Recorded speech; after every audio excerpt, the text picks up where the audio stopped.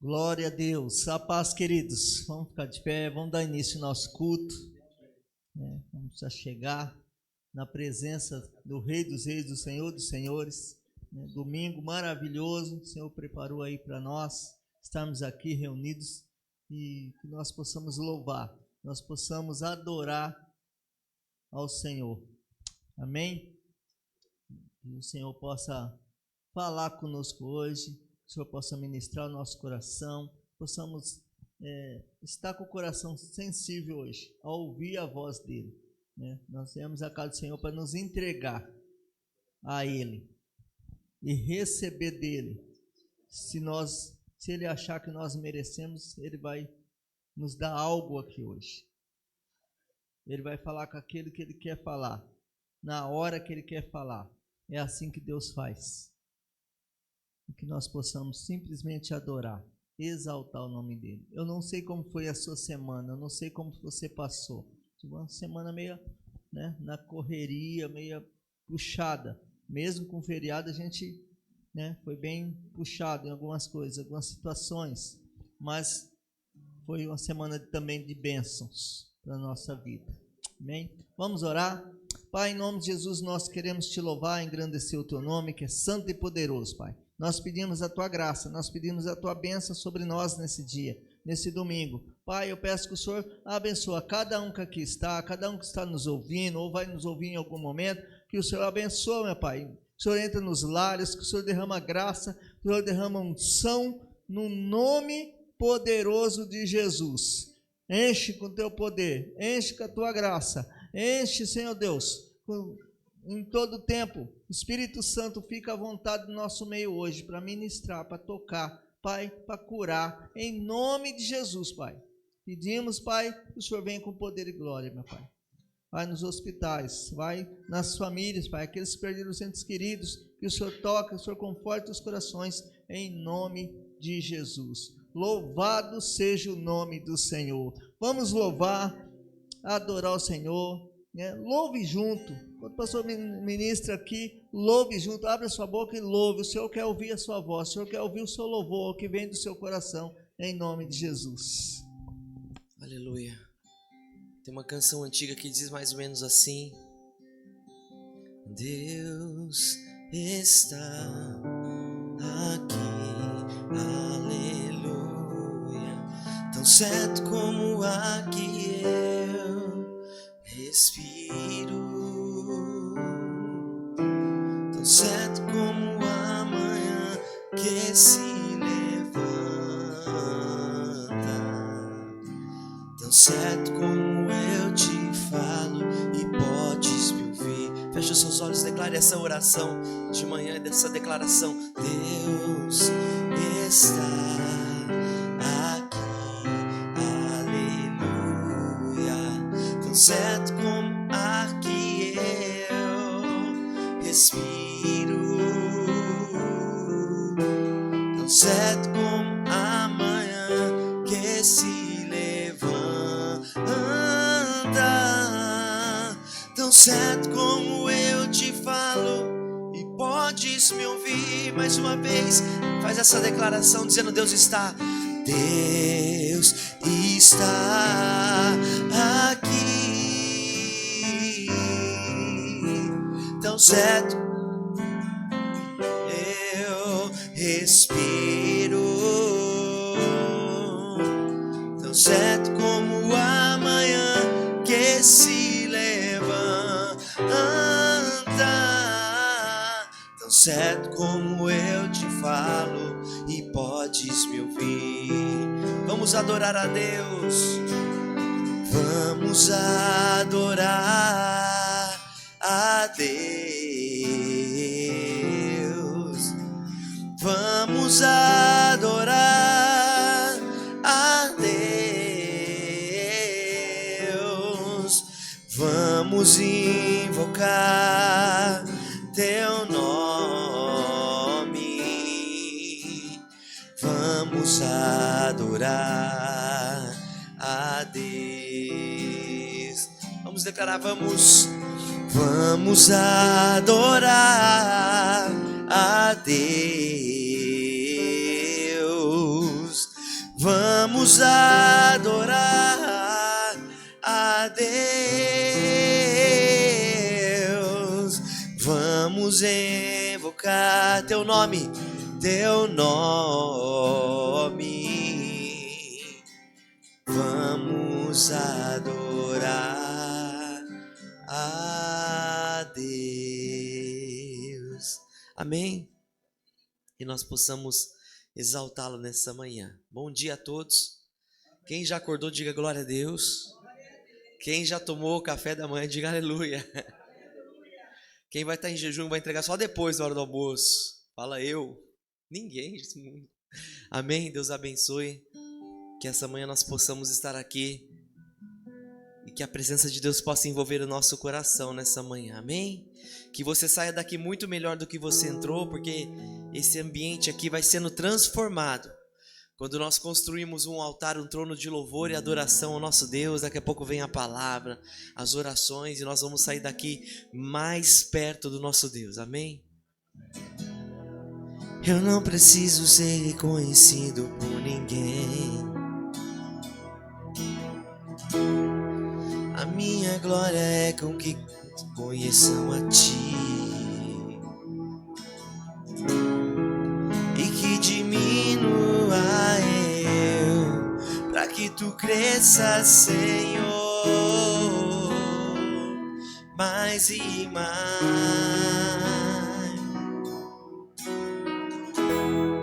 E como serafins que cobrem o rosto ante a Ti,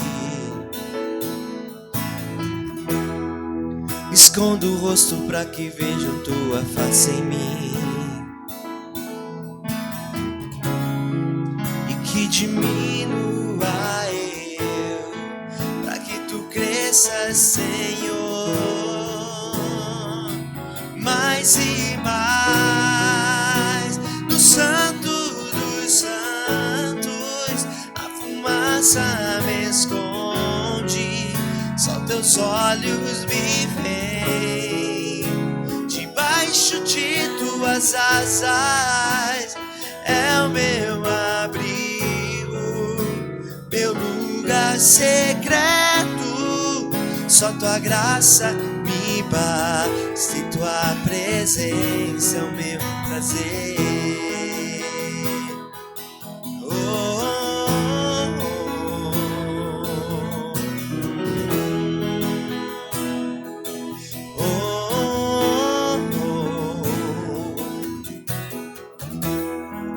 Eu não preciso ser reconhecido por ninguém.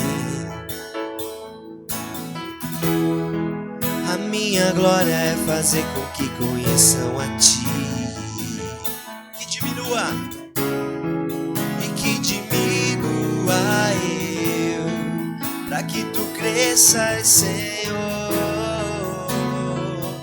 mais e mais.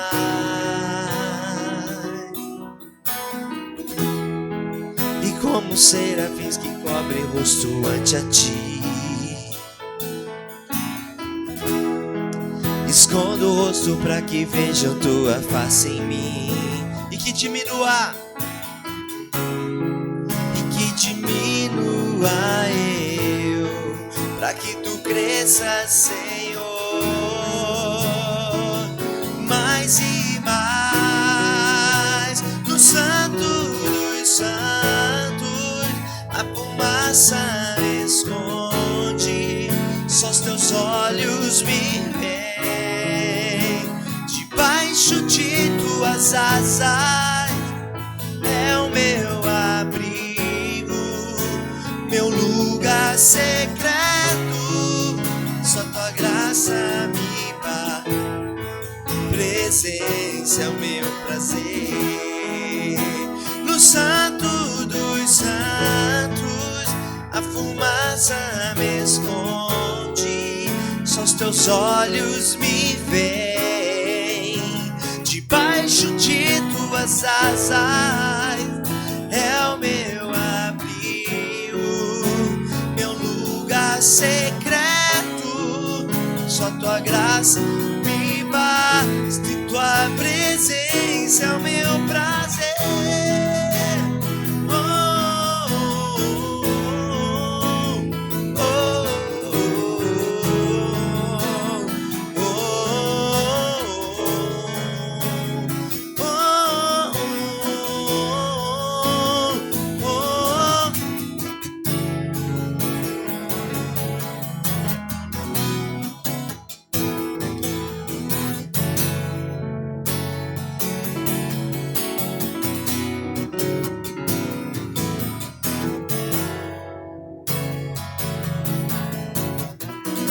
Diga no santo dos santos, a fumaça me esconde, só os teus olhos me veem, debaixo de tuas asas é o meu abrigo, meu lugar secreto, só tua graça me basta, sua presença é o meu prazer. Diga tua presença é tua presença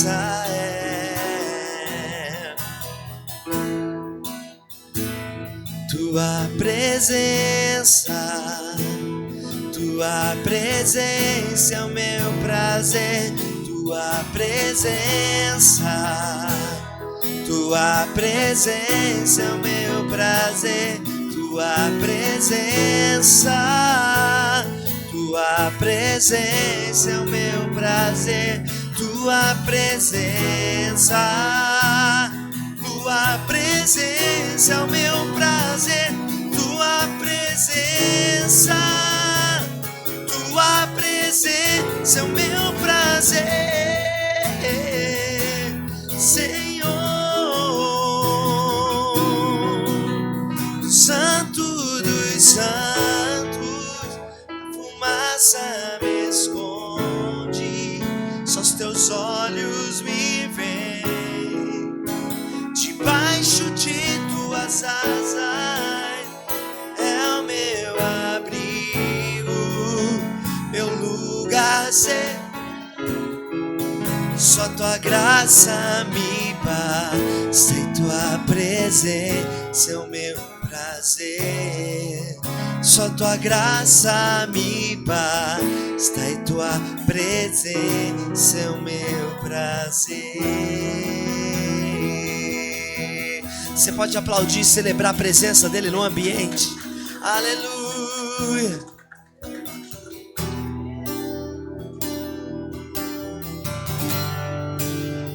Nós precisamos do Senhor nos nossos dias.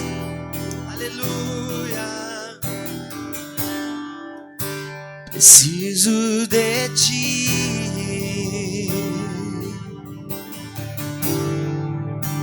preciso do teu perdão,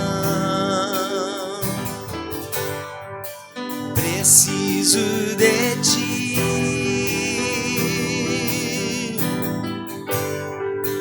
quebranta o meu coração. Como a costa anseia por águas, assim tenho sede. Como terra seca, assim é minha alma, preciso de ti.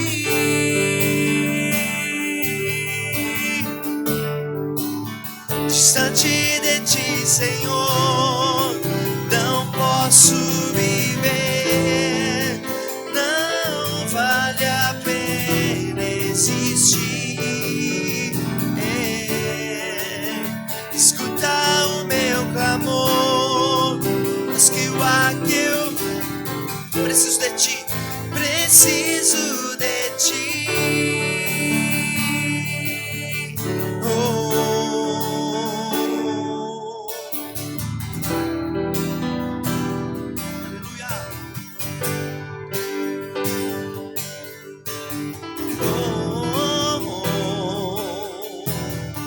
Preciso de ti, preciso de ti,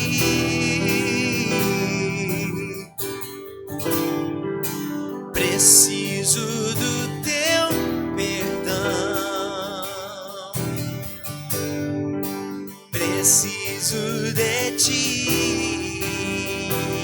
Vem nos quebrantar, quebranta o meu coração.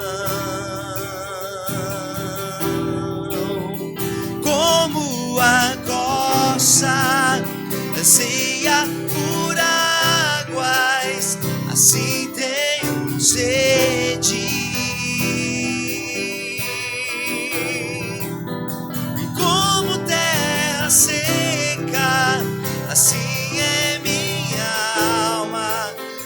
preciso de ti.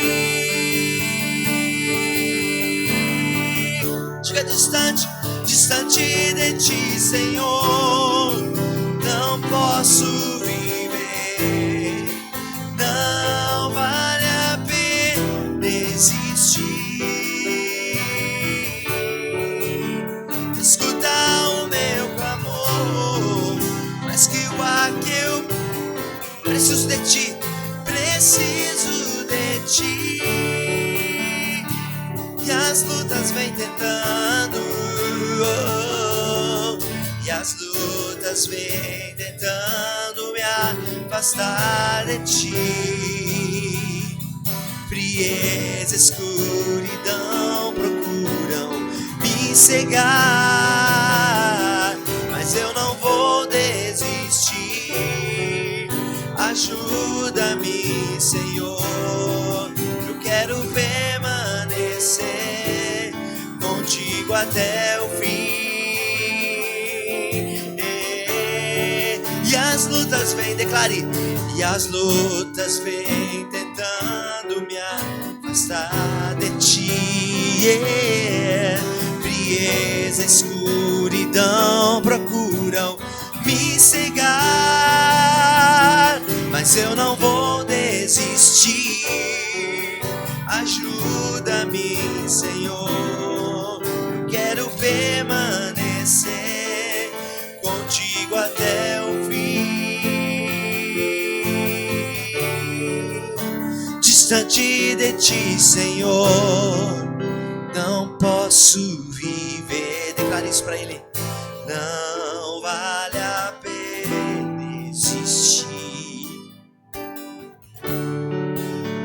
Escuta o meu clamor, mais que o ar que eu respiro, preciso de ti. Quantos podem levantar as mãos e declarar: distante de ti, Senhor, não posso, não consigo viver, não vale a pena existir. Escuta o nosso clamor nessa manhã, escuta o meu clamor, mais que o ar que eu respiro, preciso de ti.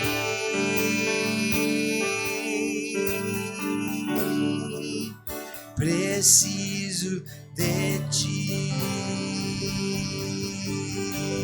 Aleluia, glória a Deus, glória, Pai. Chegamos no período, vamos ter um tempo de oração. Se você quiser se achegar ao altar, se você quiser dobrar seus joelhos, nós vamos estar orando. E para o Sérgio estar orando. Sérgio, acho que saiu. Já pode vir, Clodaldo, vem você, ó, faz a oração. Chegou. Vem, Clodaldo, faz essa oração por nós agora, nesse tempo de intercessão. Se você quiser vir ao altar, se quiser dobrar seu joelho, está aqui, o pastor Lázaro aqui, a gente pode impor as mãos sobre você para orar, ungir a sua vida. Eu não sei como você tem passado, se você está enfermo, se você está com alguém enfermo, pode vir ao altar, se você quiser.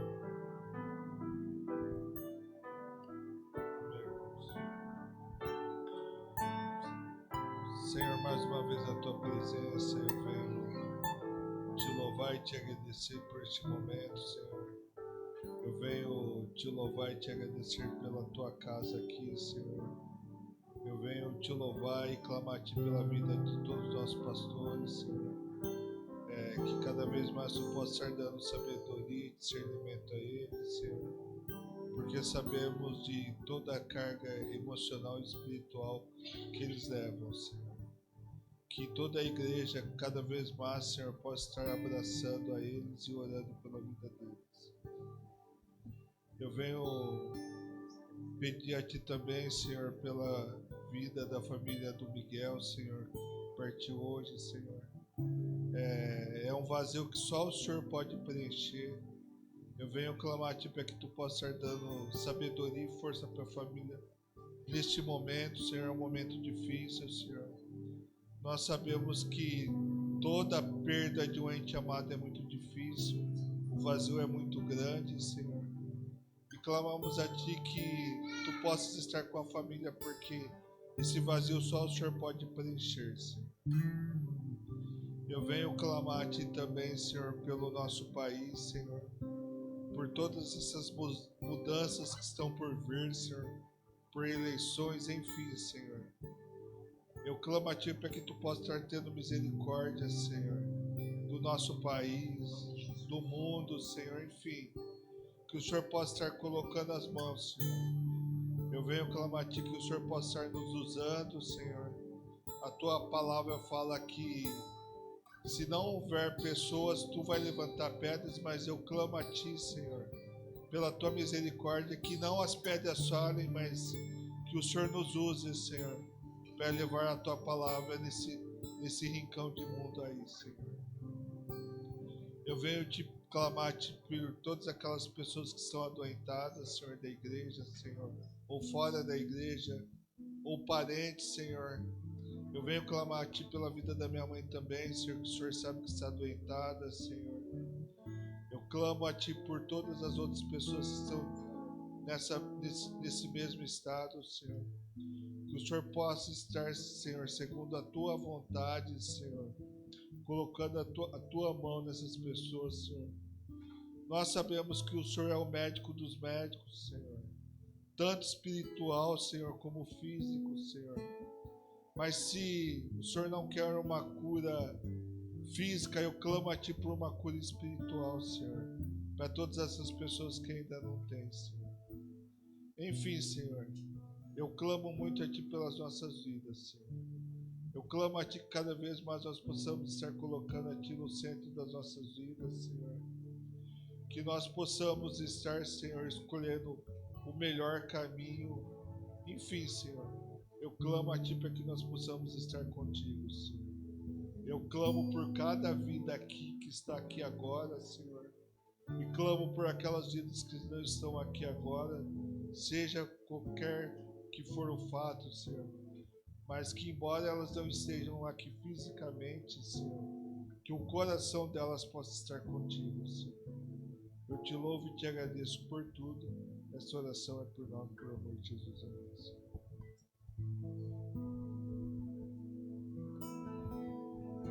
Amém. Antes de nós louvarmos mais uma vez, quero convidar o Sérgio e a Paola para chegar. A Mila, né, que fizeram aniversário. O Sérgio e a Paola fez aniversário de casamento. E a Mila ia chamar a Marli, mas a Marli também não veio, né? Não, mas de aniversário ela fez aniversário esse mês, né?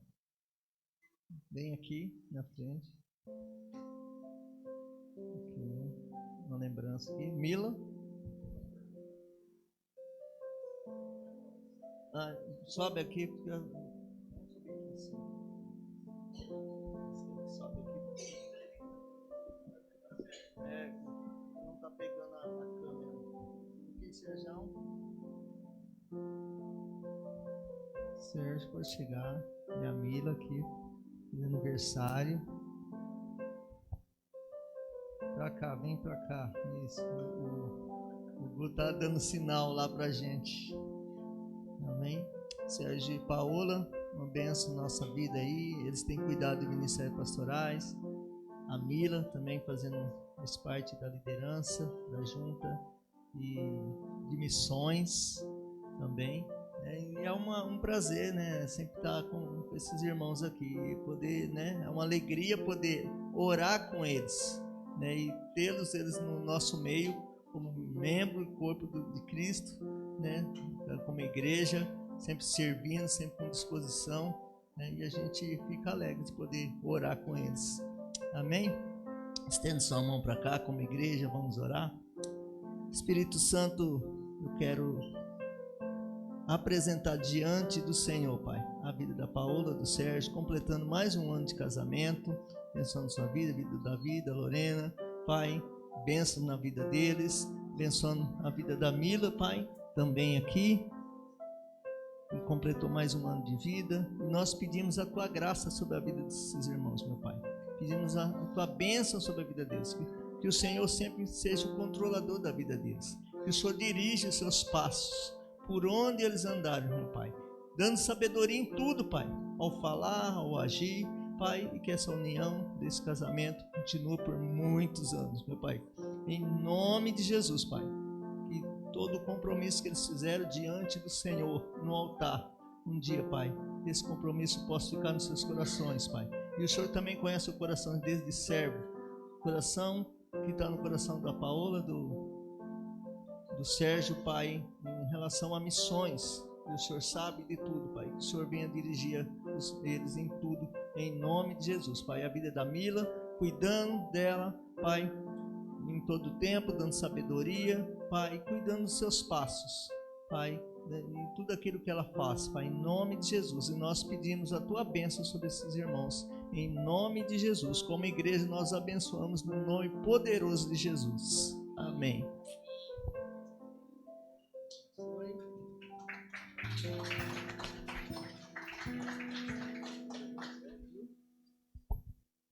Vamos louvar, depois o Alex já vai chegar para adorar o Senhor com os dízimos e ofertas. Reis dos reis, consagro tudo que sou, de gratos louvores transbordam o coração.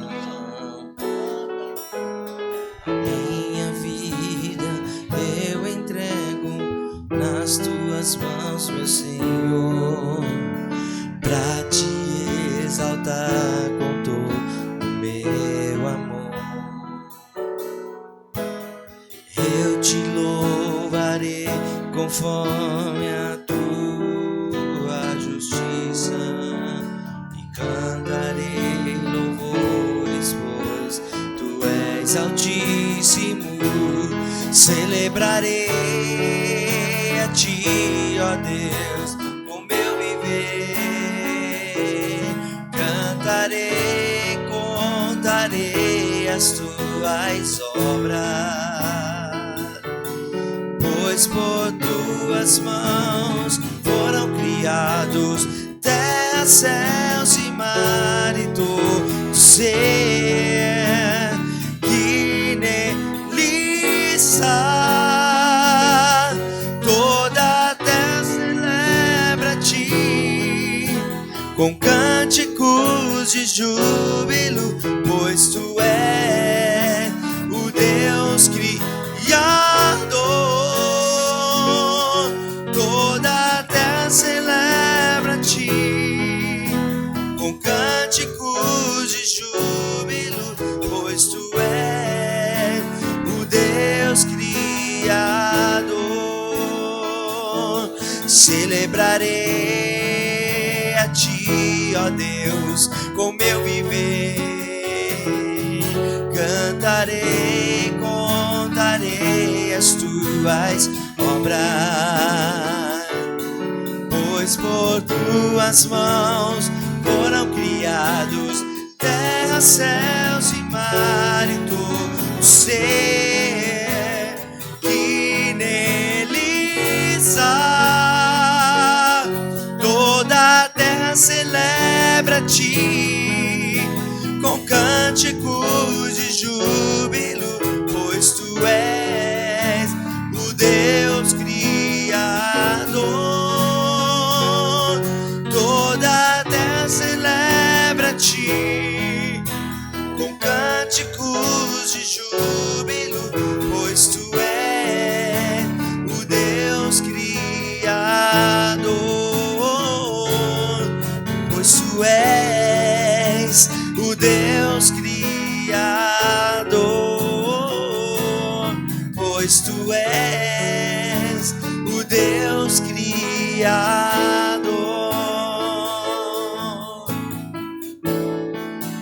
Diga a honra, a glória, a força e o poder ao Rei Jesus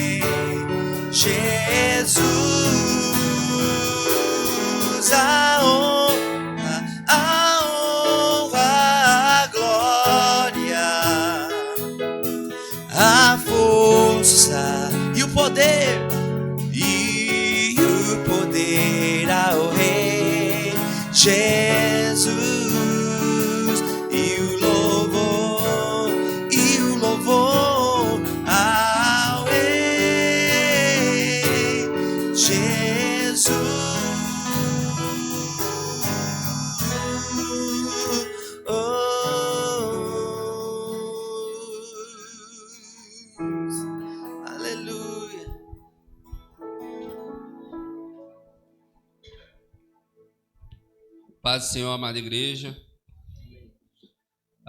2 Coríntios, capítulo 9, 7 e 8, diz assim: cada um contribua segundo propôs no seu coração, não com tristeza ou por necessidade, porque Deus ama quem dá com alegria. E Deus é poderoso para tornar abundante em vós toda graça, a fim de que, tendo sempre em tudo toda suficiência, superabundeis em toda boa obra. Amém? O dízimo e a oferta não é apenas um ato, uma liturgia durante o culto, mas é um ato de amor, de obediência, como a própria palavra diz, de honrar o Senhor. Eu costumo dizer que sempre é um ato de amor esse momento que nós temos com Deus. Primeiro porque nós reconhecemos da onde vem a nossa provisão e nós selamos o nosso compromisso diante dele nesse momento de ofertório. Mas acima de tudo, criar em nós um coração generoso, bondoso, um coração disposto a abençoar e a servir. Essa semana eu estava meditando e estava entendendo algumas coisas a respeito de reino, né? O reino não é somente, o nosso culto não é somente existir, ministrar, dizer que há uma salvação, mas é ministrar, dizer que há salvação e há reino também, porque é o reino que é o agente de mudança na nossa sociedade. Quando nós entendemos que é o reino de Cristo, nós nos posicionamos e aonde estivermos, nós vamos estar ali sendo o Senhor, sendo o espelho do Senhor. Então, hoje nós estamos fazendo um ato de reino acima da honra, da fidelidade e do compromisso com Deus. Porque aqui nós estamos sustentando essa casa, sustentando nossos irmãos que entenderam o ID em suas vidas, está em campo missionário, aqueles ministérios de cesta básica, Deus tem sustentado desde o início e é graças à nossa fidelidade, nosso dízimo, a nossa oferta. Então que nós possamos criar um coração generoso, mas entender o que é o reino também, porque é através dele que nós vamos poder mudar o cenário do nosso país, do nosso estado, da nossa cidade, da nossa família, e é através dele que nós deixamos o Senhor fluir através de nossas vidas, tá bem? Então que você possa pegar a sua oferta essa manhã e nós vamos orar junto. Se você precisa de uma provisão, nós vamos pedir nessa manhã. Se você precisa de uma porta de emprego, nós vamos pedir também. Se você precisa de um milagre financeiro, nós vamos pedir também nessa manhã. Porque tudo está sobre ele, meus irmãos. Nós temos que preparar o vaso para poder receber a bênção. Amém? Senhor, graças te damos e te louvamos, Pai, por este período, Pai. Agradecemos por este culto, por tudo que o Senhor tem feito até aqui. Pedimos a tua misericórdia, a tua graça sobre nós nessa manhã, Pai. Cuida da nossa mente, do nosso coração e apresentamos, Pai, os nossos recursos diante de ti. Nosso dízimo, a nossa oferta, Pai, e que seja, Pai, multiplicada, Pai, triplicada em favor do teu reino, Pai. Que continue usando para sustento da tua casa, da tua obra, investimento no teu reino. Crie em nós, Pai, um coração generoso, como mordomos na tua casa, Pai. Nós possamos ter consciência, Pai, que o Senhor é o provedor de tudo em nossa casa, em nossa família, Pai. Pedimos também nessa manhã, Pai, aquele que precisa de um milagre financeiro, Pai, que o Senhor possa estar mudando, Senhor Deus, essa realidade, mas que traga ensinamentos, Pai, doutrinas de administração financeira também. Muitas vezes nós entramos nesses enroscos financeiros, Pai, e nos ensina, Pai, durante esse processo. Às vezes situações, Pai, entram, Pai, situações adversas entram nos lares, Senhor Deus, e que o Senhor possa ter misericórdia e mudar também esse cenário, que não venha roubar a paz, Pai, não venha trazer uma depressão, Senhor Deus, por causa de dinheiro, de financeiro, Pai. Pedimos que o Senhor venha gerar promoções aqui, Pai, venha abençoar projetos, Senhor Jesus, que o Senhor venha, Pai, multiplicar, Senhor Deus, todo aquele que tem ofertado e dizimado fielmente na tua casa, aquele ainda que não tem esse privilégio, Pai, que o Senhor possa prover o recurso, que o Senhor possa ensinar e mostrar o quão prazeroso, Senhor, é poder ofertar e dizimar na tua casa. Graças te damos e te louvamos por tudo que o Senhor tem feito até aqui, por tudo que o Senhor tem sustentado, por cada compromisso na tua casa que nós temos honrado, Senhor. E que seja tudo para a honra e a glória do teu nome, Senhor. Em nome de Jesus. Amém.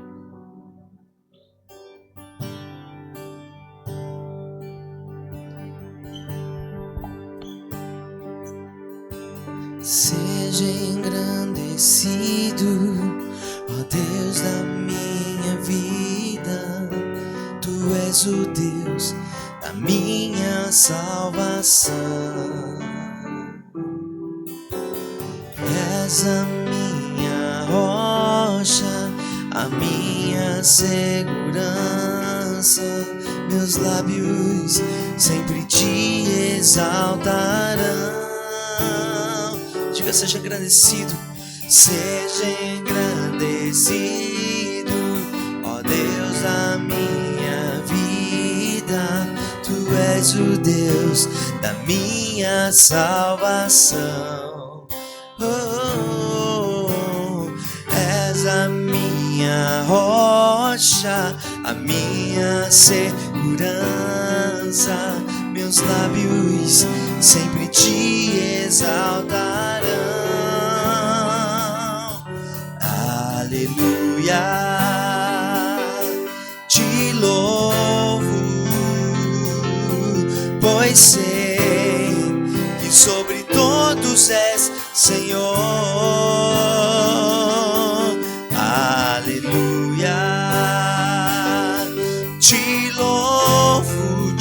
louvo, pois sei que sobre todos és Senhor. Aleluia, aleluia,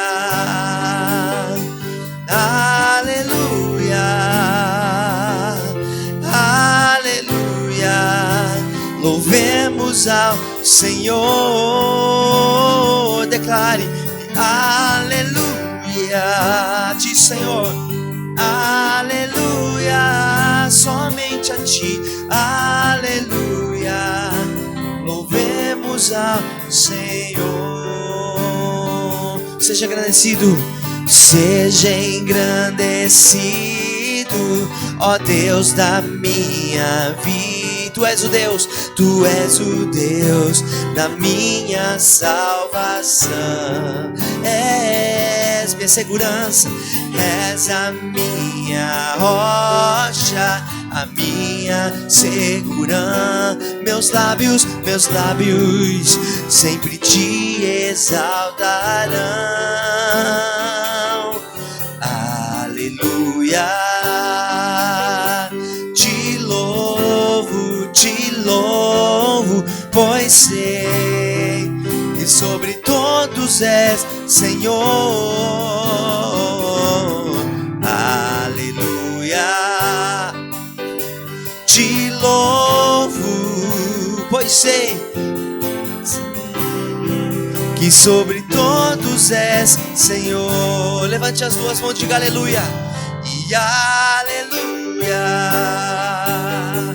aleluia, aleluia. Louvemos ao Senhor. Aleluia, aleluia, aleluia. Louvemos ao Senhor. Aleluia, aleluia, aleluia. Louvemos ao Senhor.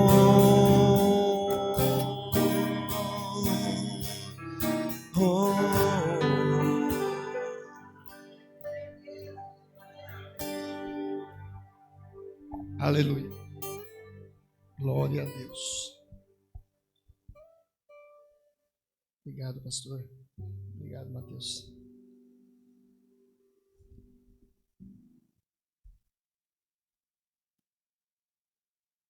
Convido a igreja a abrir palavra de Deus em carta de Paulo, primeiro aos Tessalonicenses,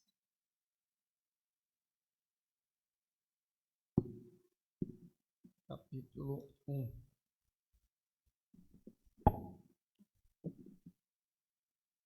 Hoje,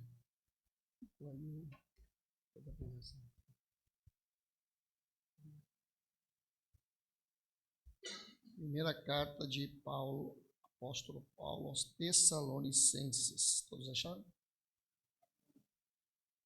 Assim, no Novo Testamento. Nós vamos ler do capítulo 1 até capítulo 1, verso 1 até o verso 10.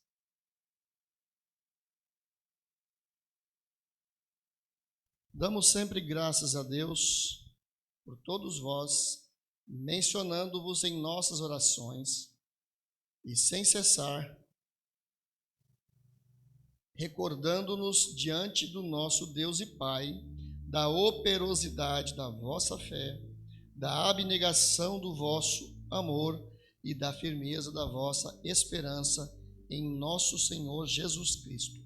Reconhecendo, irmãos, amados de Deus, a vossa eleição, porque o nosso evangelho não chegou até vós tão somente em palavra, mas sobretudo em poder no Espírito Santo e em plena convicção, assim como sabeis ter sido o nosso procedimento entre vós e por amor de vós.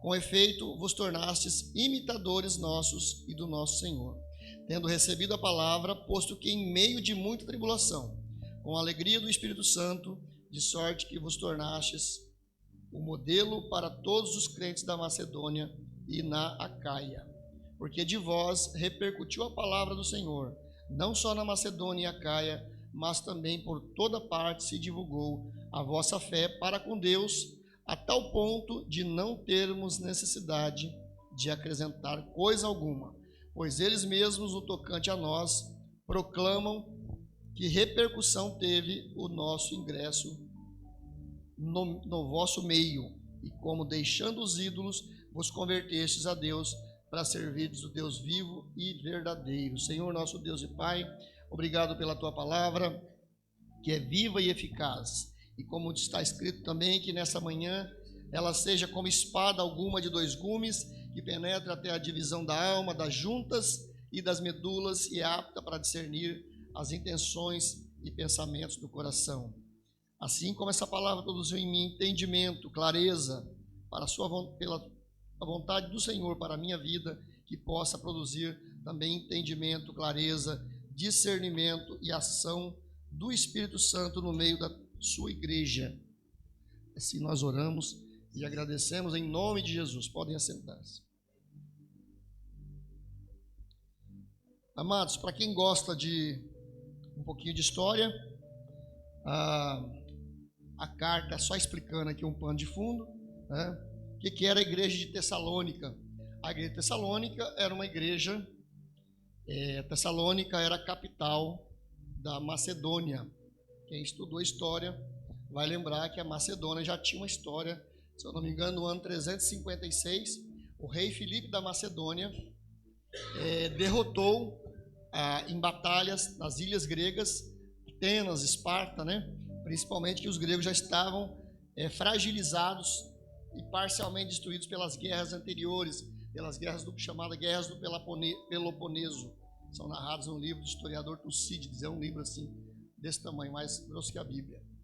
As chamadas Guerras do Peloponeso.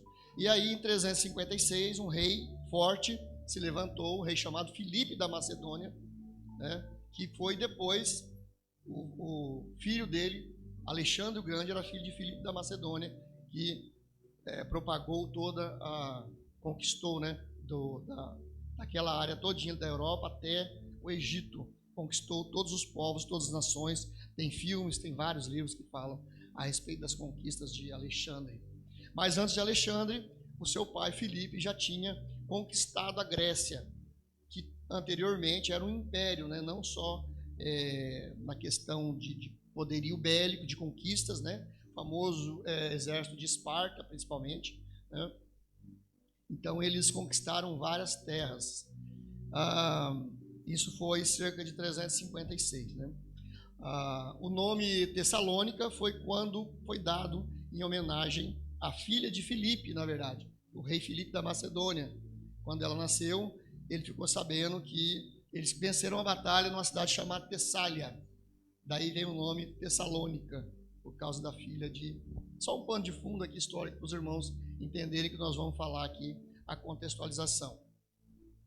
Essa igreja então surgiu cerca do ano 50, já da era cristã, cerca de 400 anos mais ou menos, porque os registros dessa época não são exatos, né, como hoje, não tem os anos exatos, mas cerca de 400 anos chega ali a igreja então. Naquela época já não era mais o domínio grego e nem domínio macedônio, porque a cidade de Tessalônica, então capital do Império Macedônio, então era de domínio dos romanos, assim como Jerusalém e quase todo mundo da época era de domínio. Naquela época o que estava em auge era o Império Romano. E ali chega o Evangelho. A explicação do início dessa igreja está lá em Atos 17, vai dizer que chegou ali Paulo, Timóteo e Silas para começar aquela igreja. Eles foram pregar numa sinagoga, procurou por uma sinagoga de judeus. Teve uma confusão, teve um tumulto, eles foram expulsos, entre aspas, da cidade, tiveram que sair dali à noite, por causa da confusão. Era uma cidade idólatra, né, ligada ao paganismo, como a maioria das igrejas da época, das jovens igrejas cristãs, ligados à idolatria e principalmente ao culto ao imperador.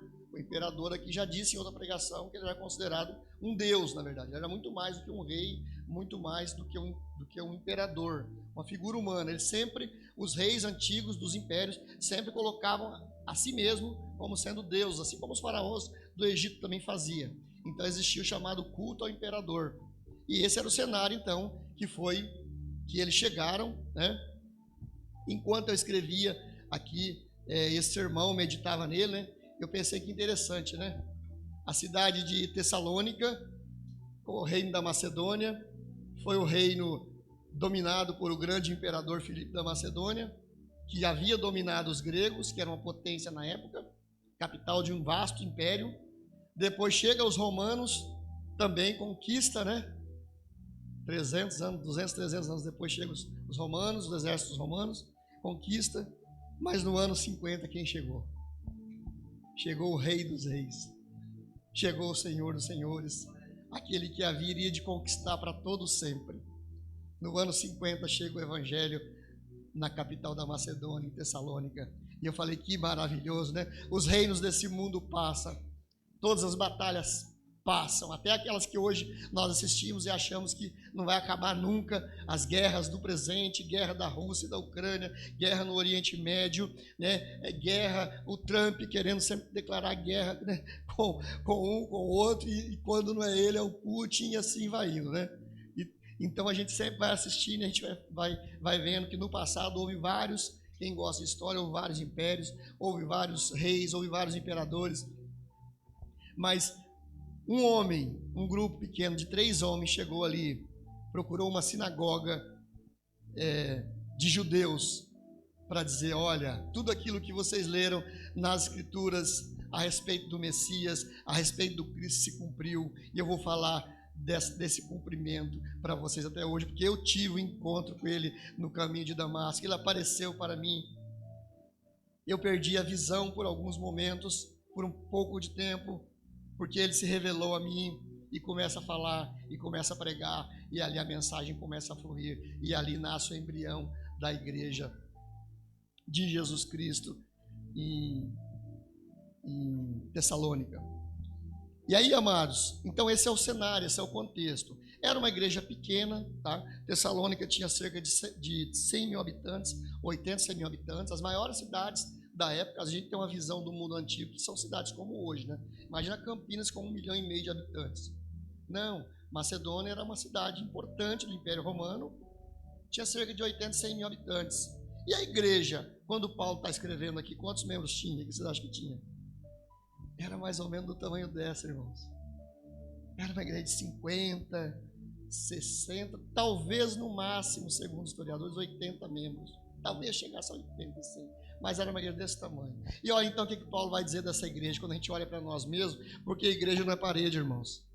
Igreja somos nós. Igreja é onde o corpo de Cristo se reúne para adorá-lo, para falar das coisas dele, mostrar as coisas que ele tem feito em nosso meio e falar da vinda dele, nos alimentarmos da esperança. Isso é a igreja de Cristo. Sabe por quê, irmãos? A hora que a perseguição vier, e pode ser que venha, isso aqui tudo, essas paredes não vão existir mais. Mas se nós tivermos essa consciência e tivermos firmados em Cristo, a igreja Nazareno do Guanabara continuará existindo, congregando até a volta dele, mesmo que não tenha paredes, mesmo que proíbam, mesmo que destruam as paredes. Glória a Deus. Nós estaremos reunidos e congregados como igreja do Senhor, uma pequena parte dela, né, chamada de Nazareno Guanabara. E Paulo então vai começar falando, né, com essa igreja. Ele vai começar dizendo o seguinte, ele vai dizer primeiramente, cadê aqui onde está? Sempre damos graças a Deus por todos nós, por todos vós, mencionando-vos em nossas orações e sem cessar, recordando-nos diante de Deus nosso Pai. E aí ele vai dizer aqui um detalhe importante a respeito, né, da oração. Ele vai dizer que damos graças a Deus por todos vós, mencionando-vos em nossas orações e sem cessar, recordando-nos diante do nosso Deus e Pai. Oração sem cessar, irmãos. A oração comunitária, essa oração pela igreja, essa oração pelos irmãos, é o combustível, motivada pelo Espírito Santo, é o combustível que alimenta a igreja, é o combustível que alimenta as nossas vidas. Vocês já repararam que, assim como eu tenho 30 anos de convertido, talvez tenha alguns que já têm esse tempo de caminhada cristã, até mais do que isso, e caminhada cristã não se conta por tempo. Não quer dizer que eu seja melhor ou mais crente do que quem tem um ano de fé, não, irmãos. Porque todos nós temos os nossos altos e baixos, e é perfeitamente normal e aceitável isso. Mas você já reparou que aquela fase da vida que você mais dobra o joelho, que você mais ora intensamente, que você mais clama pela igreja, que você mais clama pelos irmãos, que você está orando, você lembra do irmão que está desempregado, que você está orando, você lembra do irmão que está doente, que você está orando, você lembra do irmão que está passando uma tribulação, passando uma dificuldade. Vem um amor no coração, vem um ardor, sabe, um desejo de que Deus faça um milagre na vida dele, de que Deus derrame o seu favor, a sua graça na vida dele, às vezes numa madrugada, ou às vezes de manhã, já acordado, lavando uma louça, começando o seu dia de trabalho, no carro. Aquela fase da vida que nós oramos mais intensamente é a fase que nós mais amamos a igreja, é a fase que mais nos aproxima de Deus. E olha que interessante, Paulo passou por problemas ali, teve tribulação no início quando plantou aquela igreja, provocaram um tumulto ali, dizendo que eles é que estavam causando todo aquele rebuliço, aqueles alvoroços. Foi nessa época que diz assim, aqueles que transtornaram o mundo chegou até nós. Foi nessa época, foi no plantio da igreja de Tessalônica. E Paulo teve que sair de Paulo, era para ter saído dali com o coração duro, né? Ruim, falar aquela igreja ali me expulsou. O pessoal armou um tumulto ali, tive que sair dali à noite, quase que correndo. E Paulo vai dizendo para a sua igreja, então, para os seus filhos na fé, ele vai dizer assim, as nossas orações sem cessar, recordando-nos diante de Deus Pai, apresentando-vos diante de Deus e Pai, apresentando-nos uns aos outros. Irmãos, quando nós oramos uns pelos outros, nós não temos tempo para falar mal da igreja, nós não temos tempo para falar mal de pastor, nós não temos tempo para falar mal de irmão, nós não temos como falar mal de ninguém, porque a gente fica tão cheio, tão transbordante do amor ágape, do amor filial, que é esse amor que nos une, e não tem como. Quando você vê que tem alguém murmurando, quando você vê que tem alguém que está falando mal da igreja, quando você vê que tem alguém falando mal de pastor, mal do irmão, pode ter certeza que essa pessoa não está orando. Chega para falar, irmão, ora mais. Você tem orado? Não vai falar mal, não tem como. Não tem como, primo, você falar mal de alguém que você ama intensamente. Você só vai desejar o bem para ela. E é isso que Paulo está falando logo aqui no início, na abertura, onde ele dá as ações de graças dele. E aí Paulo vai dizer,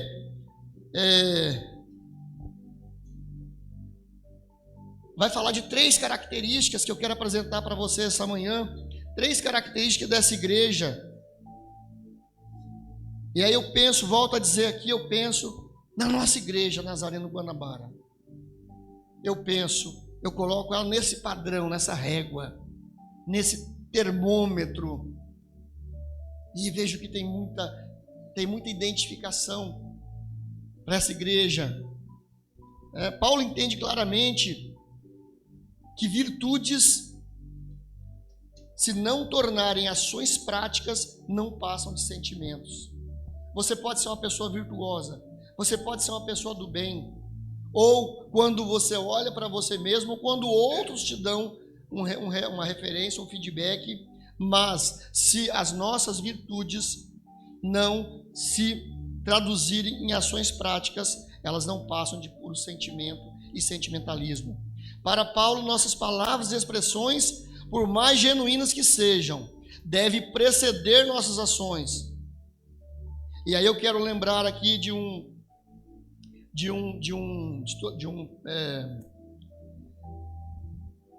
pensador, esqueci o nome, fugiu agora o nome da área dele.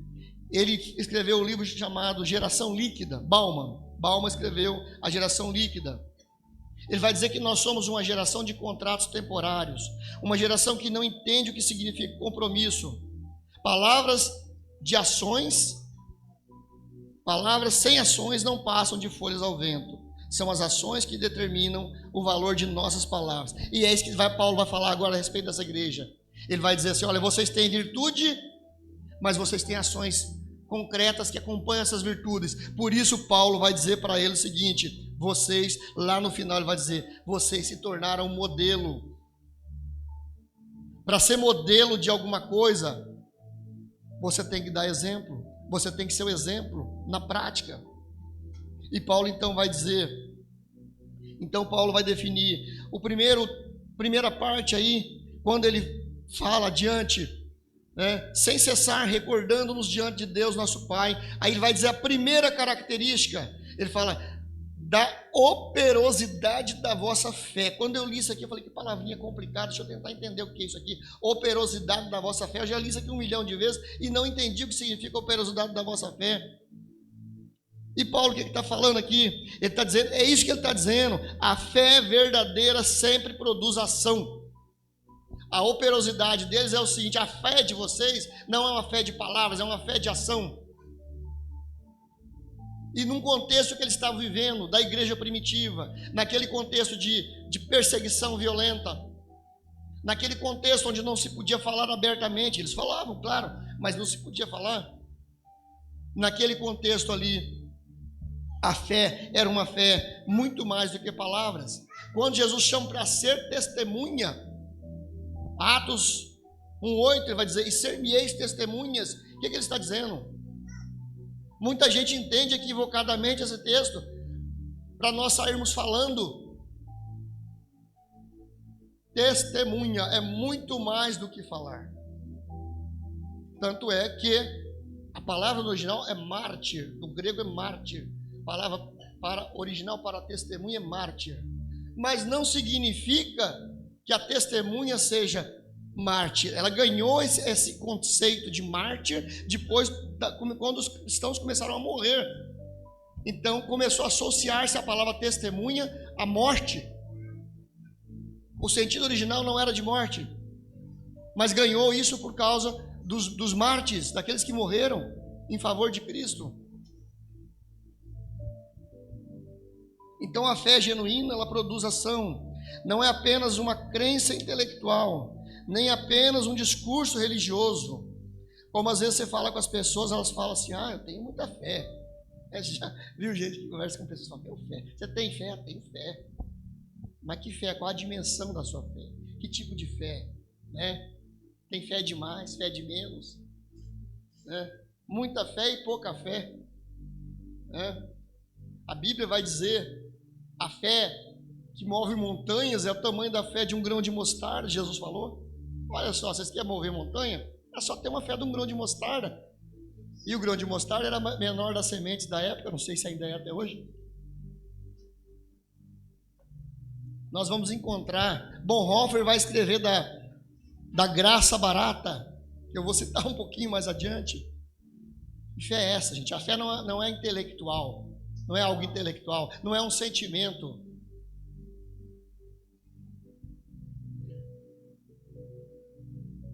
Tiago escrevendo, ele vai dizer assim: a fé, se não tiver obras, é morta em si mesma. Tiago 2,17. E aí em seguida ele diz: crês tu que há um só Deus, que é Pai de todos? Ele vai dizer: os demônios também creem e tremem. É isso que ele quer dizer. A fé precisa de ação. Fé mais ação produz resultado. Fé sem ação não produz resultado. A fé sem resultados é uma ilusão. Na verdade, a fé sem resultado é uma idolatria. Quando você diz que tem fé, mas não, essa fé não é operosa, como Paulo está falando aqui aos Tessalonicenses, é uma fé de idolatria.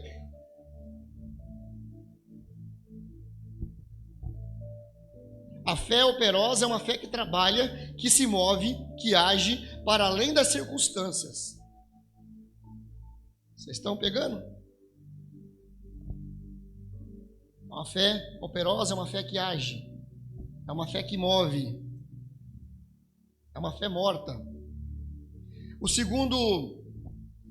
A segunda frase que Paulo vai usar aí, ele vai usar também outra palavrinha complicada aqui de entender. Vai falar assim, continuando aqui, vou ler de novo para vocês entenderem a sequência aqui, ó. Recordando-nos diante de nosso Deus e Pai, primeiro, da operosidade da vossa fé, e agora, segundo, da abnegação do vosso amor. Por que Paulo ficou usando essas palavras difíceis, meu Deus do céu? Operosidade, abnegação. Vamos entender o que é abnegação. O que ele está dizendo? Ele está dizendo o seguinte, irmãos: o amor cristão não é um sentimento. Ele se manifesta em entrega. O amor abnegado é aquele que entrega o pouco que tem, ou nada que tem, em favor de outro, muitas vezes sem levar em conta quem é o outro. A viúva de Serepta de Sidom ofertou o seu último alimento. Todos conhecem a passagem? Quando o profeta chega, ela fala: não tenho nada aqui, senão um restinho de farinha, um pouquinho de azeite. E o que ela diz em seguida?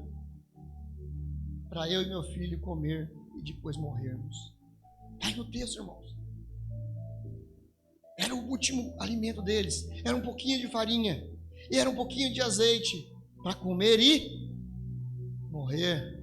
Esse é o amor abnegado. Mas ela diz ao profeta: mas venha, se ajunte a nós. Por causa da crise que havia naquela época, da falta de alimento também, das guerras que tinha também naquela época, da perseguição que também existia naquela época, da viúva de Sarepta de Sidom. Então o amor abnegado é o amor que entrega tudo.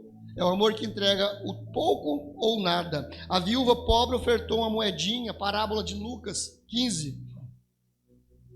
E por fim, Jesus ofertou-se a si mesmo, por você e por mim, e por toda a humanidade. Foi esse amor que levou Jesus à cruz. O amor abnegado. Eu abro mão de mim em favor do outro, em favor do pecador, em favor do condenado, em favor do perdido. Filipenses 2, de 5 a 11, né?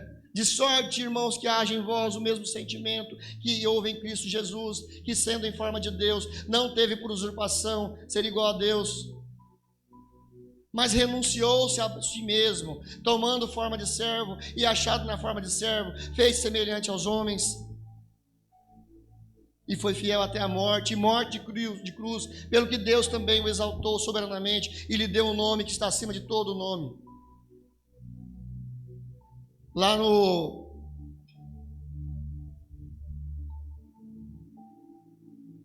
quando Jesus está nos minutos finais lá no monte, ele fala: Pai, Jesus estava em agonia.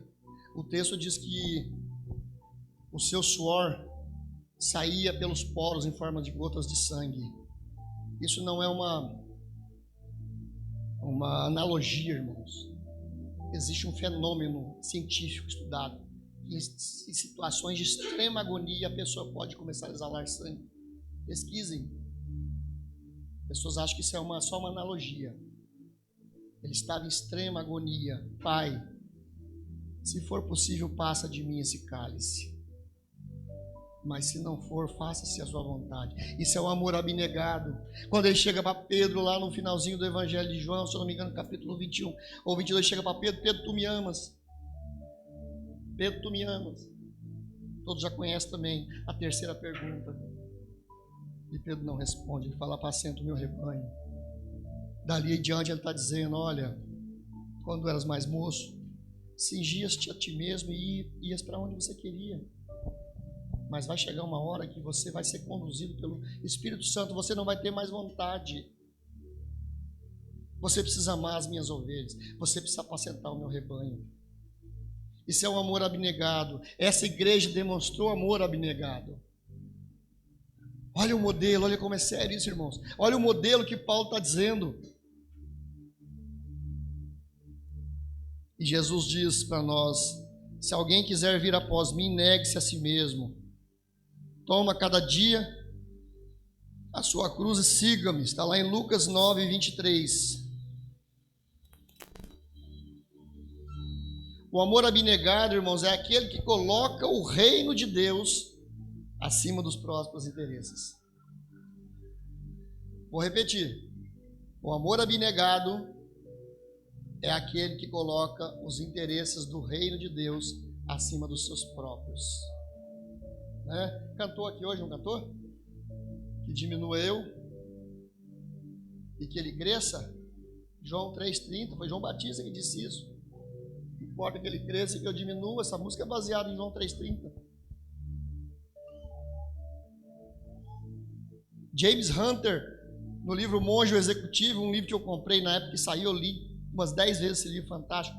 Ele apresenta o estilo de serviço, o estilo de liderança pelo serviço. E ele vai dizer o seguinte, uma frase: o amor é o que o amor faz. Nós temos um conceito errado de amor. Nós temos um conceito filosófico. Nós temos um conceito helenístico de amor. James Hunter vai dizer, falando de Jesus Cristo e do exemplo dele de liderança pelo serviço. Depois ele lançou um outro livro também, que é O Líder que Serve, O Líder Servidor, se eu não me engano, o segundo livro dele. Ele vai falar que o amor é o que o amor faz. As pessoas estão muito fáceis hoje em dia, né? Eu te amo, meu irmão. Eu te amo para cá, eu te amo para lá. Né? Mas quando é que você vê que uma pessoa realmente ama a outra? Quando ela demonstra. Aquela pessoa está passando por dificuldade, ele está junto, está lutando, está orando, está tirando um pouco que tem, está dividindo, está carregando nos ombros, como fez o bom samaritano, né? Passou o sacerdote ao largo, passou o levita ao largo, o bom samaritano cuidou dele. Esse é o amor, o amor é o amor. O amor é o que o amor faz. Pode escrever isso aí para você usar nas suas pregações, nas suas palestras. Jesus ensinou isso em várias ocasiões. Na parábola da pérola de grande valor, ele vai dar esse exemplo. Aquele que deixa tudo e pega a pérola de grande valor, que é Cristo.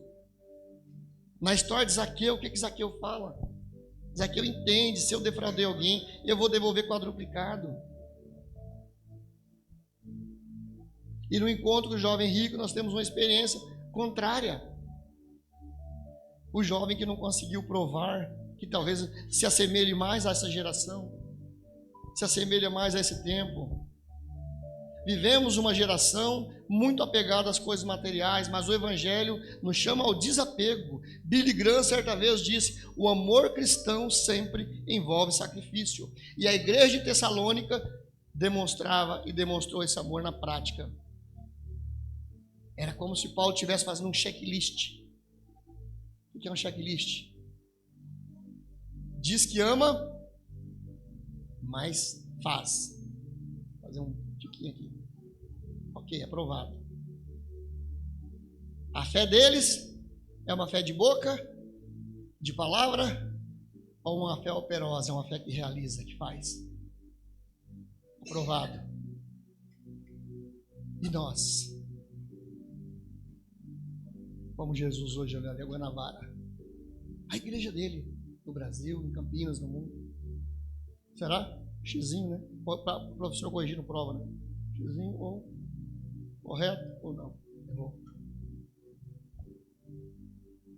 O amor abnegado, me lembrei também de uma situação interessante e até engraçada, né? Você faz a visita para um pobre, a respeito da viúva pobre, a respeito da viúva de Sarepta. Você vai no pobre, às vezes não tem quase nada. Você almoça lá, né? Parente, amigo, conhecido.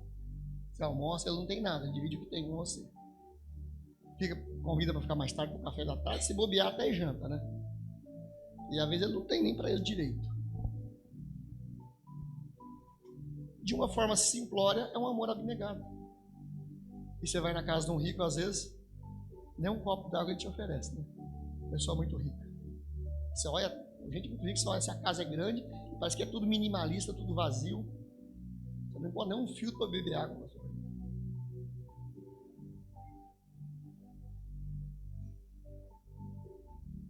Que sejamos simples e pobres no espírito e na alma. Não em bens, porque não é pecado ter bens, riquezas, se você souber usá-las com sabedoria, com gratidão a Deus. Terceiro e último, a esperança que produz firmeza. E Paulo vai dizer isso aqui, ó. Ele está falando da firmeza da vossa esperança. A esperança firme não é uma esperança também vã. Não é uma esperança que se fundamenta no nada, no vazio. É uma esperança que se fundamenta naquele que é a própria esperança da humanidade.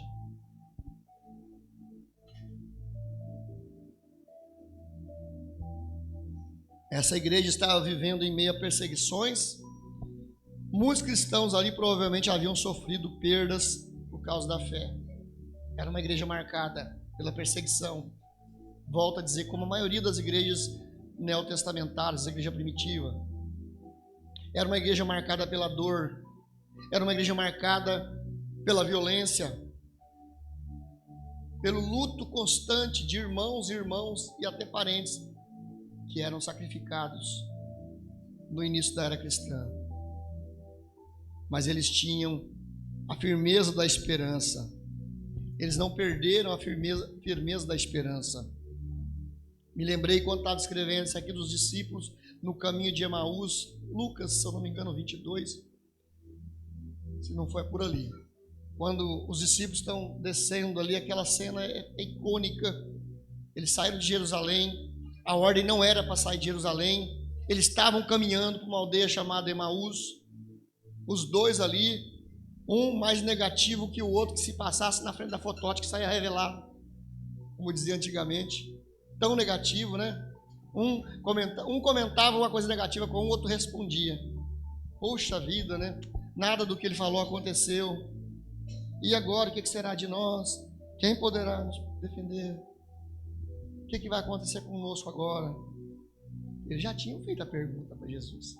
Lá mesmo em Atos 1:8, que eu citei agora há pouco.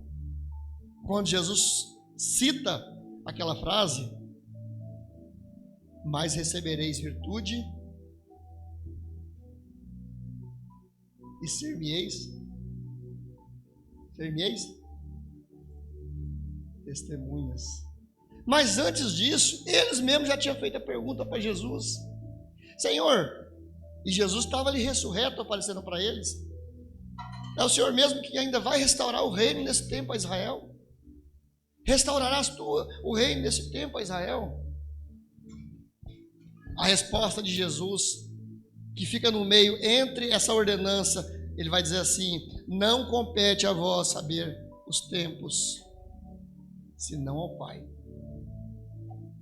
O que Jesus está querendo dizer? Vocês estão preocupados com as coisas deste mundo. Vocês estão fincados com os pés nesse mundo. Vocês estão morrendo de medo. Está tudo bem, não é errado ter medo também, não é pecado. Está agonizando porque os romanos estão aí, cobrando imposto, assediando as mulheres, maltratando todo mundo. A violência é grande, a miséria é grande. Mas não é isso. Tirem os olhos de vocês disso. Porque esse reino, o que eu leio na resposta de Jesus? Esse reino vai passar. Esse reino aqui vai passar como passou. Aguenta firme, segura aí. Então faz o seguinte: enquanto isso, vocês vão e sejam minhas testemunhas. Vamos construir um outro reino. Vamos construir um outro reino que é eterno. Vamos ampliar este reino, porque o reino já tinha chegado com Jesus, na verdade, né? Para de olhar para o presente. Para de se preocupar se eu vou restaurar o reino. Vocês não entenderam nada do que eu falei. E os discípulos do caminho de Emaús foi a mesma coisa, né? Quando Jesus aparece para eles ali, eles olham ali, apareceu um transeunte ali, um mandarilho, sei lá quem, né? Ah, você não sabe das coisas que aconteceram em Israel, dos eventos dos últimos tempos aí que aconteceu? Não, Jesus dá uma de Miguel, não. Pô, fala para mim o que aconteceu. Então, aconteceu assim, assim, assado, ele veio, acreditávamos que ele era o profeta, que estava cumprindo a profecia, e também acreditávamos que era ele que ia restaurar o reino a Israel nesse tempo. Às vezes, irmãos, a nossa esperança, ela está nas coisas desse tempo. Isso do Brasil se reflete muito hoje na questão da política. Nós estamos achando que é o homem A ou o homem B que vai resolver os problemas da nação. E eu cheguei a essa conclusão: não é. Pode entrar quem for. Pode ser o candidato A ou pode ser o candidato B. Pode ser do partido A ou do partido B. Pode ser da ideologia A ou da ideologia B. Quem vai continuar reinando é o pecado. Quem vai continuar reinando é a corrupção. Quem vai continuar reinando é a maldade. Não tem, talvez um pouquinho melhor do que o outro, numa escala um pouco menor. Não tem ninguém perfeito para administrar esse país ou esse mundo. Por isso que Jesus, o mesmo desafio de Jesus naquela época: olha, para de olhar para agora e vamos continuar avançando, levando o reino de Deus. Jesus continua desafiando. Porque a esperança das nações, do pecador, não está em homens. A esperança das nações do pecador está naquele que pode perdoar pecados. Daquele que pode limpar, salvar, curar e nos conduzir até a vida eterna. Essa é a esperança. Então Paulo está falando o quê? Da firmeza da esperança em nosso Senhor Jesus Cristo.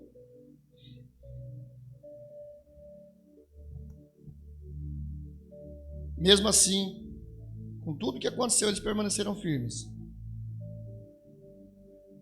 O teólogo Bultmann, que criou a teologia da esperança, ele vai dizer que esperança não diz respeito à escatologia. A esperança está viva neste momento, agora. Quando nós cremos em Cristo, que a nossa esperança está viva.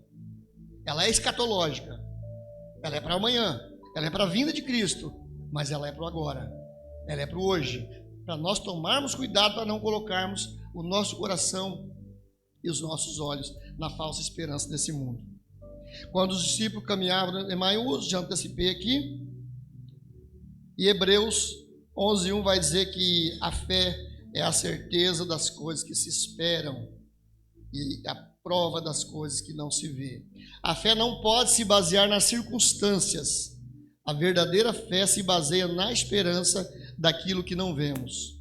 E outra vez o apóstolo Paulo vai dizer, falando aos Coríntios: nem olho viu, nem ouvido ouviu, e nem subiram ao coração do homem. São as coisas que Deus tem preparado para aqueles que o amam. Essa é a esperança do cristão. Mas quando tudo isso falha, a esperança cristã permanece, porque ela está fundamentada em Cristo. E para finalizar esses 3 tópicos, outro teólogo famoso, que o nome é bem parecido, Jürgen Moltmann, escreveu: a esperança cristã, esse sim era um teólogo escatológico, ele vai dizer: a esperança cristã nasce da ressurreição de Cristo, por isso ela não pode ser destruída pelas circunstâncias. Nós temos a esperança que ela é real, que ela é hoje, ela é presente, ela é viva, mas não está baseada em homens, não está baseada nas coisas desse mundo. Mas nós temos a esperança escatológica. Vivemos por ela, porque sabemos que tudo não termina aqui. Hoje recebemos a notícia que o Miguelzinho foi.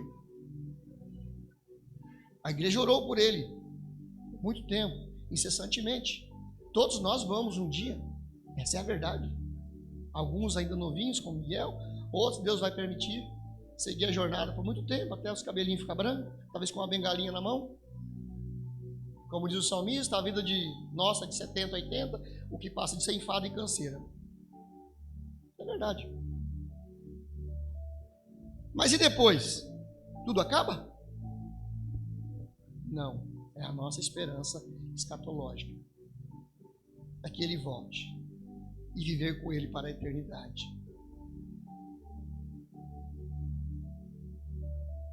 E aí ele vai dizer o seguinte.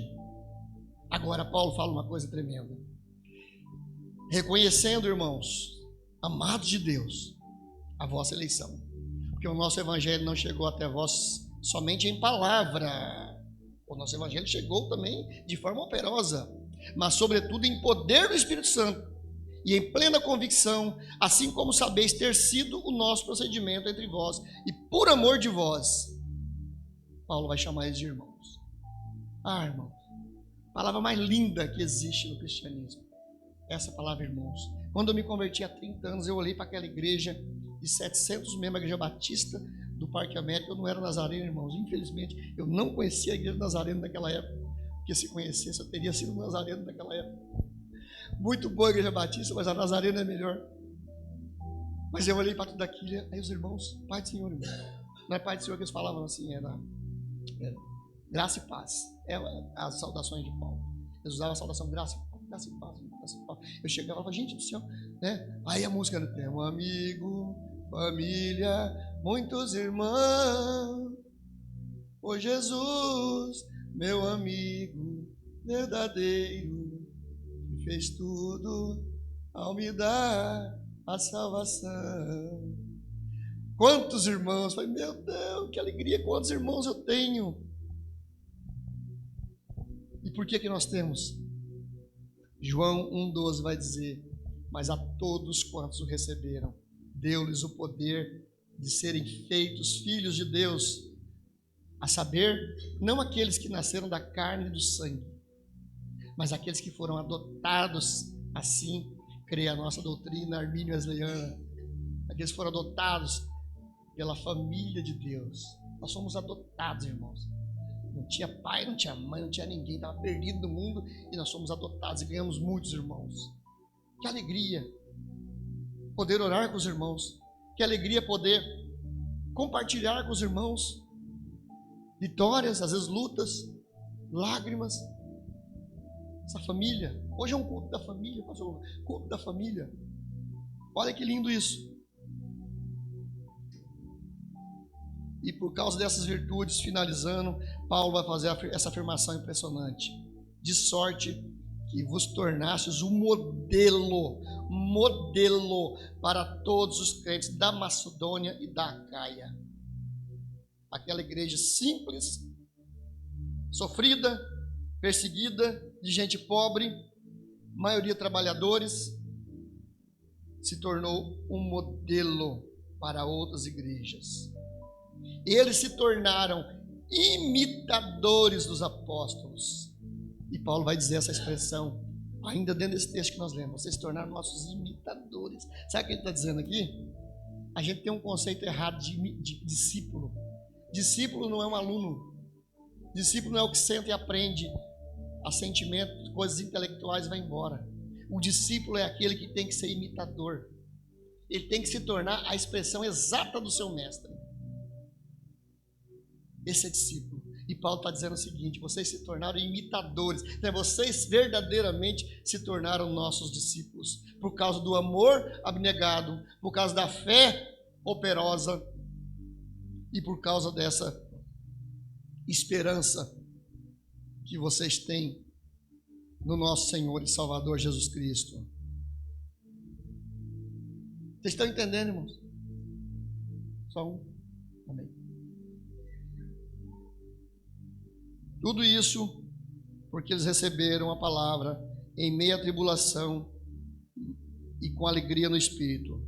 John Stott escreveu, a igreja não existe para si mesma, ela existe para refletir Cristo ao mundo. A igreja de Tessalônica nos ensina algo importante.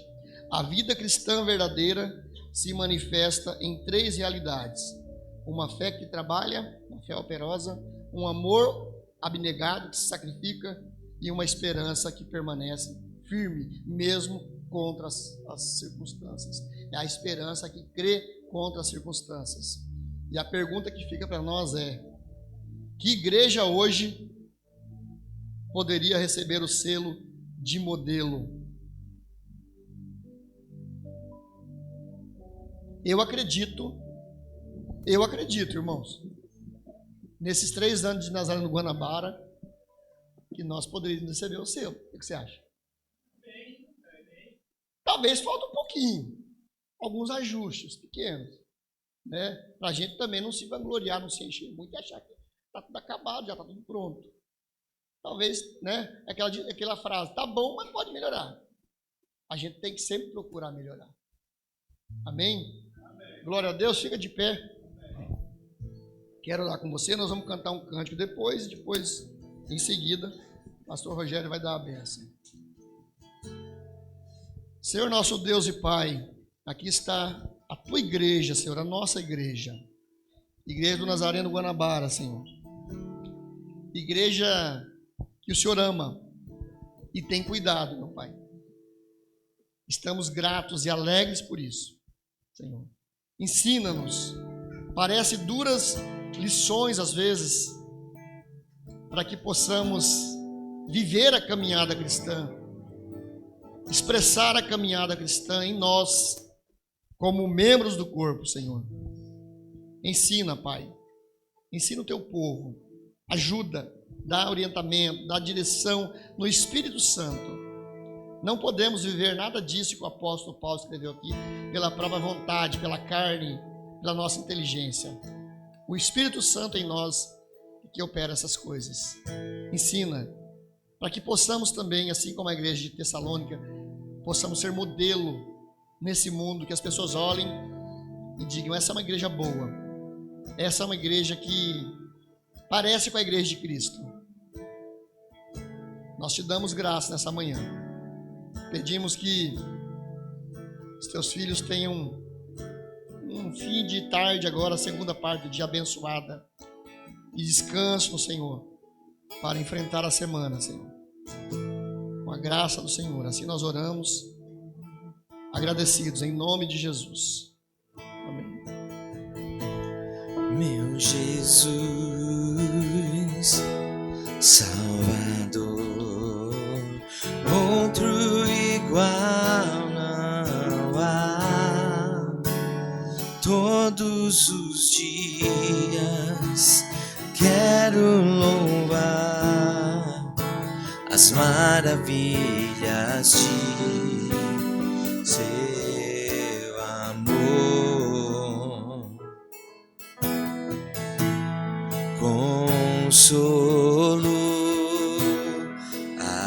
abrigo, força e refúgio é o Senhor. Com todo o meu ser, com tudo que sou, sempre te adorarei.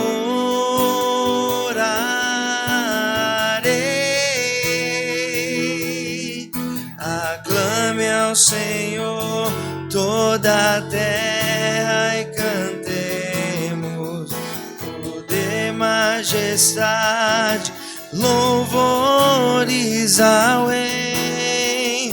Montanhas se prostrem e rujam os mares ao som de teu nome. Alegre te louvo por teus grandes feitos. Firmado estarei, sempre te amarei. Incomparável são tuas promessas. Incomparável são tuas promessas. Incomparável são tuas promessas pra mim.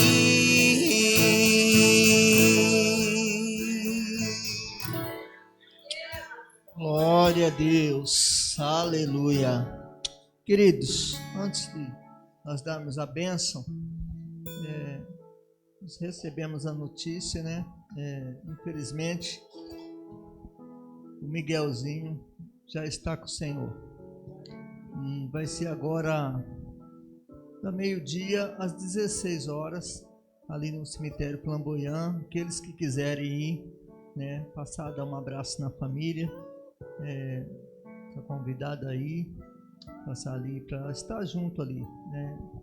Esteja orando. Nós vamos ter agora um momento de oração, vamos ter esse momento de oração pela família Pereira e a família que está passando por esse luto, né? Vinha já lutando, nós estamos orando nesse tempo, nos domingos, aos cultos de terça-feira, nós estamos orando pelo Miguelzinho.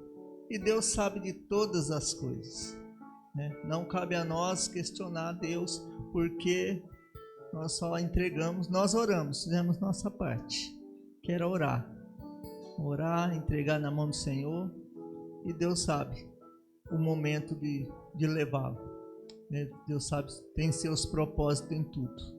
Amém? Vamos orar.